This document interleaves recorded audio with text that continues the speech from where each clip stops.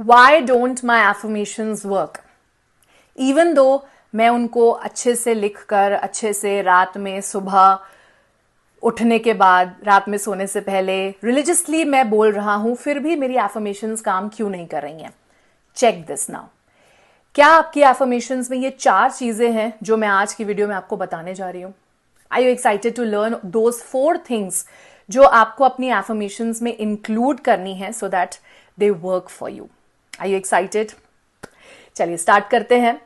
सबसे पहले तो एफर्मेशंस होती क्या है? एफर्मेशंस आर पॉजिटिव स्टेटमेंट्स जो आपके गोल्स तक आपको पहुंचाती हैं। They help to reprogram the subconscious mind so that आपको जो गोल आपका है वो आपकी तरफ अट्रैक्ट होकर आए। सबकॉन्शियस माइंड हमारा वर्क ही ऐसे करता है। नाउ हमारी एफर्मेशंस काम क्यों नहीं कर रही हैं? बिकॉज हम उन्हें लिख तो रहे हैं और बोल भी रहे होंगे शायद रिलीजियसली, सुबह उठकर उठते ही आप बोल रहे होंगे, रात में सोते टाइम आप बोल रहे होंगे, लेकिन फिर भी वो काम नहीं कर रही हैं क्योंकि उसमें ये 4 चीजें मिसिंग है। Without any further do, let's begin. The first thing जो उसमें मिसिंग होगी शायद वो ये है कि आप प्रोसेस लिख रहे होंगे। उस चीज को अचीव करने का प्रोसेस लिख रहे होंगे, आपको प्रोसेस नहीं लिखना है। आई give you examples for everything, don't worry about it. आपको प्रोसेस ना लिखकर आपको एंड रिजल्ट लिखना है। Now what is the end result? अब जैसे फॉर एग्जांपल अगर किसी को बैंकर बनना है, राइट? आपको अगर बैंकर बनना है तो आपका एंड रिजल्ट है कि I am a banker in so and so bank. So of course आप बैंक का नाम भी उसमें देते हैं, राइट? आप उस बैंक के बैंकर बन चुके हैं। What ever post is in your mind, आप वो पोस्ट उसमें लिख दीजिए, right?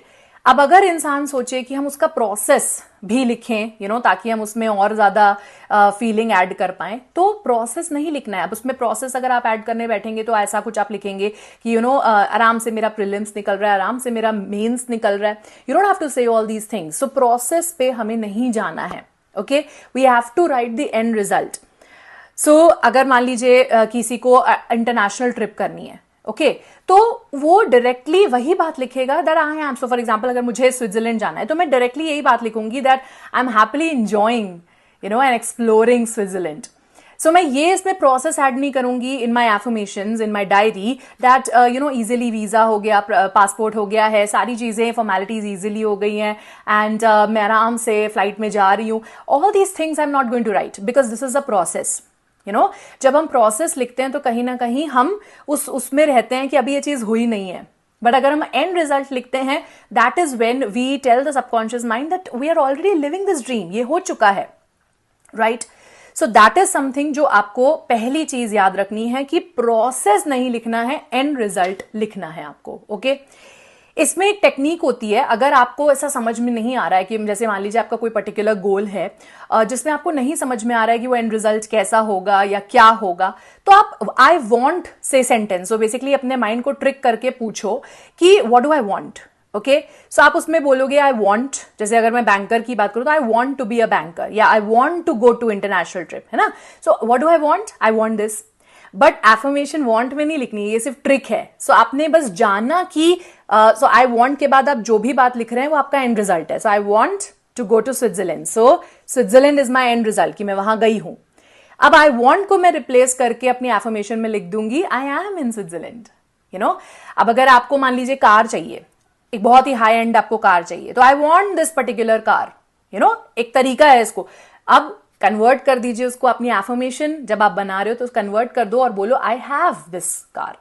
So you have to, this is a trick कि अगर आपको एंड रिजल्ट नहीं समझ में आ रहा है कि मैम एंड रिजल्ट क्या होगा इस एफर्मेशन में, तो just try this trick. I want से वो स्टेटमेंट बना लो और फिर बाद में वॉन्ट वर्ड काट के वहां पे हैव या एम लगा दो, विच मीन्स कि मैं वो चीज हूं या वो चीज मेरे पास है। ठीक है, तो ये ट्रिक है। सेकेंड चीज जो हमें ध्यान रखनी होती है, सो फर्स्ट चीज हमने कवर कर लिया, सेकेंड चीज जो हमें ध्यान रखनी होती है वो ये होती है कि कभी भी हमारी एफर्मेशंस में नेगेटिव वर्ड्स नहीं होने चाहिए और वो हमेशा प्रेजेंट टेंस में होनी चाहिए।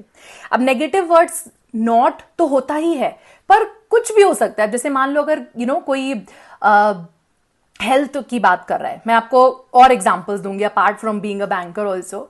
ठीक है, अगर मान लो कोई हेल्थ की बात कर रहा है और किसी को डायबिटीज है, तो अगर उसको एफर्मेशन, उसको ये नहीं लिखनी चाहिए that I am completely cured of diabetes. ये देखने में बहुत ही पॉजिटिव स्टेटमेंट लग रही है, इसमें कोई नॉट नहीं है, लेकिन it is not a positive statement. वो क्या लिखेगा? So just don't use the word diabetes ना, just don't use the word diabetes, just say I am completely cured and I am happily eating my favourite sweets. अब देखो ये sentence से कितनी happiness feel हो रही है, और उस सेंटेंस से थोड़ी कम, because of course cure word है उसके अंदर तो हैप्पीनेस तो है, लेकिन थोड़ी कम, इसके कंपैरिजन में थोड़ी कम हैप्पीनेस फील हो रही है, right? But when I say that I am easily able to eat all my sweets, अब किसी को वेट लॉस करना है तो वो बोल रहा है I am at my perfect body weight. आपका जो भी बॉडी वेट आपने सोच रखा है, you just write that I am at my perfect body weight and I am easily eating everything I like. I don't have to hold back कि नहीं मैं ये नहीं खा सकती, ये नहीं खा सकती। सो ये I don't have to hold back मत लिखो, ये सिर्फ मैं आपको एक्सप्लेन करने के लिए बोल रही हूं। आप लिखोगे आई am happily eating everything I like, तो ये एंड रिजल्ट है उसका, और प्रेजेंट टेंस में है, और ये पॉजिटिव है। सो सेकेंड जो मैंने आपको एग्जाम्पल दिया वो था रिगार्डिंग द पॉजिटिव स्टेटमेंट्स, है ना। अब अगर किसी को रिलेशनशिप का लिखना है तो पॉजिटिव स्टेटमेंट डेफिनेटली आपको ऐसा लगेगा कि हम ये लिख देते हैं कि I am getting married to this person. So इंसान स्पेसिफिक पर्सन, अगर आप किसी को लाइक करते हो तो आप उसका नाम लिखना चाहोगे, आप कहोगे कि नहीं भाई नाम लिख देते हैं, so I am happily married to this person. Don't write the name, because writing the name is actually signifying process. वो पर्सन जरिया है किस चीज का? एंड रिजल्ट है हैप्पी मैरिड लाइफ का। तो आपको जरिया नहीं लिखना है, आपको प्रोसेस नहीं लिखना है, जैसे कि मैंने फर्स्ट पॉइंट में बताया था, right? So that person is the जरिया, that person is the part of the process for your happy marriage. Don't write the person's name, you will attract that person on its own if that person is related to your happy marriage. तो आपका affirmation for marriage, अभी क्योंकि आप लोग marriage के लिए भी ready हो रहे हो, तो affirmation for marriage should be I am happily married. And you will automatically attract that person with whom you are happily married, because your end result is happy marriage, not just a marriage, not just marriage with your specific person. Because love marriage करने के बाद भी maybe people are not happy, right? But your aim is towards life is happy marriage. Okay, happy married life. So I'm happily married is your affirmation for marriage. Okay, so हमने 2 points cover किए हैं अभी. We have covered 1 point which is कि आपको process नहीं लिखना है, आपको एंड रिजल्ट लिखना है। सेकेंड पॉइंट जो हमने कवर किया वो ये था कि आपको पॉजिटिव स्टेटमेंट्स लिखनी है और प्रेजेंट टेंस में लिखनी है। थर्ड जो पॉइंट है वो बहुत इंपॉर्टेंट है। आई थिंक जितने भी बच्चे वीडियो देख रहे हैं कमेंट सेक्शन में बताना, ये आप करते नहीं हो, अब से करना चालू करो। करना चालू करोगे और डिफरेंस आप मुझे खुद बताओगे। The third point is adding feeling masala. Now what is feeling masala? Now just imagine if I give you bland food. मैंने आपको खाना दिया है और उसमें ना नमक है ना मिर्च है। मिर्च तो चलो कुछ लोग नहीं खाते हैं, बट नमक, बिना नमक का खाना मैं आपको दे दूं, आप इंजॉय करोगे? राइट? नहीं करोगे। तो जब तक आप मसाला ऐड नहीं करते हैं अपने फूड में, तो अगर उसमें आपको मजा नहीं आता है तो एफर्मेशन विदाउट फीलिंग मसाला के कैसे अट्रैक्ट होगी, है ना? क्योंकि एफर्मेशन एनर्जी है, एनर्जी फ्रीक्वेंसी के साथ चलती है। अगर आप उसको वो फ्रीक्वेंसी ही नहीं दोगे, वो इमोशन वाली, राइट, वो फीलिंग वाली, तो वो कैसे अट्रैक्ट करके लाएगी आपके गोल को? So this is where we are lacking. Maybe आप पहले 2 पॉइंट शायद कर भी रहे हो, लेकिन ये आप नहीं कर रहे होगे। I can bet. Why? I am telling you the reason also, because क्या होता है ना कि अभी जिस फेज में हम हैं उस फेज में मोस्ट ऑफ द टाइम हमें ऐसा लगता रहता है कि चीजें हमारे फेवर में नहीं जा रही हैं, राइट? सो एग्जाम निकला है तो लगता ही है, और आई मीन निकला है तो नहीं लगता होगा, शायद मे बी किसी और चीज के लिए लगता हो। अगर नहीं निकला है तो फिर आपका पूरा दिन इसी फीलिंग में जा रहा है कि कुछ नहीं हो रहा है मेरे साथ, कुछ अच्छा नहीं हो रहा है। तो आप जब इस फीलिंग में हो तो आप लाख एफर्मेशन अपनी कर लो, वो फुलफिल नहीं होगी। We have to add that feeling in the affirmation itself. मतलब आपको मैं ये नहीं कह रही हूं कि कुछ अलग से आपको करना है। जब आप एफर्मेशन अपनी लिख रहे हैं, आपने एक डायरी बनाई होगी, एक डेडिकेटेड डायरी बनाई होगी, तो उसमें ही ऐड दैट फीलिंग कि आई एम हैप्पी। जैसे अगर आप जब बैंकर बन जाएंगे, है ना, तो आपकी फीलिंग क्या होगी? I am happy, I M satisfied, है ना? सो वो फीलिंग्स जो आपको लगेंगी उस वक्त बनने के बाद, उसको आपने लिखना है कि I am satisfied that I am going for my work every morning and I'm earning handsome salary. I'm really, really satisfied. I'm so happy. I'm so proud of myself. All these are feelings, na? This has raised my confidence like anything. तो ये सारी feelings जो हैं, जैसे ही आप उसमें लिखेंगे अपनी एफर्मेशंस में, और इसको भी बोलेंगे along with saying that I am a banker, right? जैसे इंटरनेशनल ट्रिप की मैं बात कर रही थी, तो ये बैंकर वाला मैंने एग्जांपल दिया. मैं आपको अलग अलग एग्जांपल्स इसलिए दे रही हूं बिकॉज आप अपने एक एरिया के लिए एफर्मेशंस नहीं लिखेंगे, आप अपने 4 एरियाज ऑफ लाइफ के लिए एफर्मेशन लिखो. हेल्थ, करियर, रिलेशनशिप और मनी. ये चारों हमारे जो एरियाज ऑफ लाइफ होते हैं, चारों में हमें ग्रोथ चाहिए, राइट? अब अगर मान लो किसी को, मैं कह रही थी इंटरनेशनल ट्रिप पे जाना है, अगर मान लो मुझे स्विट्जरलैंड जाना है, राइट? तो उसमें मैं फीलिंग मसाला क्या ऐड करूंगी? तो एक तो मैंने सेंटेंस ये लिख दिया that I am in Switzerland, I am happily enjoying and exploring Switzerland, है ना? फीलिंग मसाला क्या होगा? That I am in awe of the beauty of Switzerland.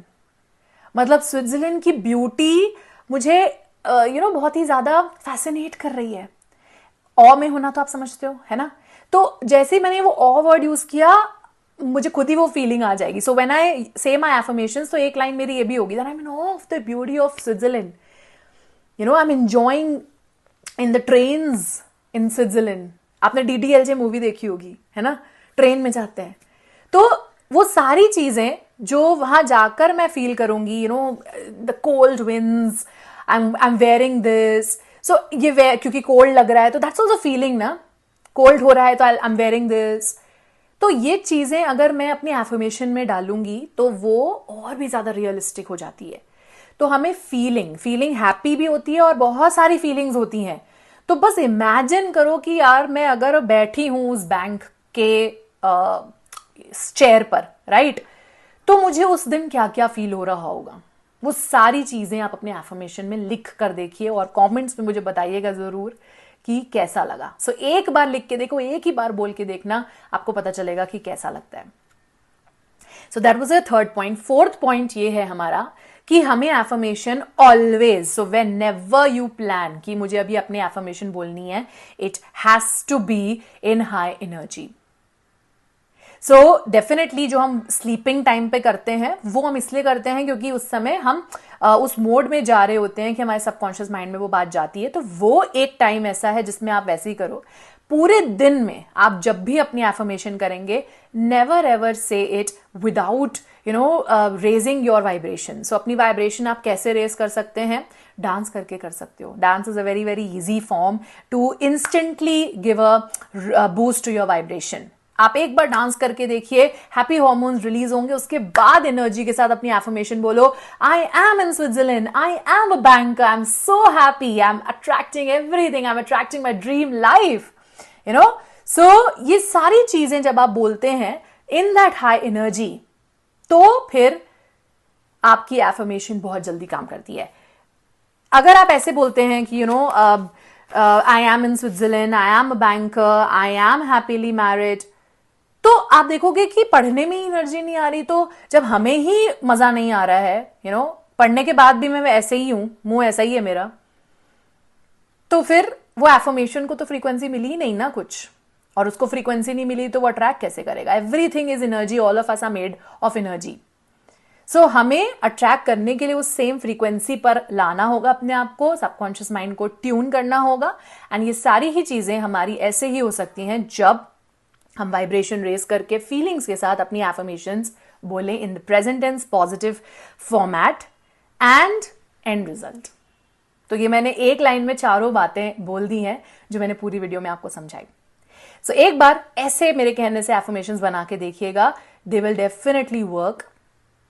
और मुझे कमेंट सेक्शन में बताइए ये वीडियो आपको कैसी लगी and what else you need, because we will have more videos on the channel now related to law of attraction and ho'oponopono practice. So जो भी आपको जानना है, I will make a video on it. Comment section में आप लिख सकते हो उसको. सेशन को लाइक जरूर कर देना और शेयर जरूर कर देना अपने फ्रेंड्स के साथ. That will be your support towards me. Thank you so much.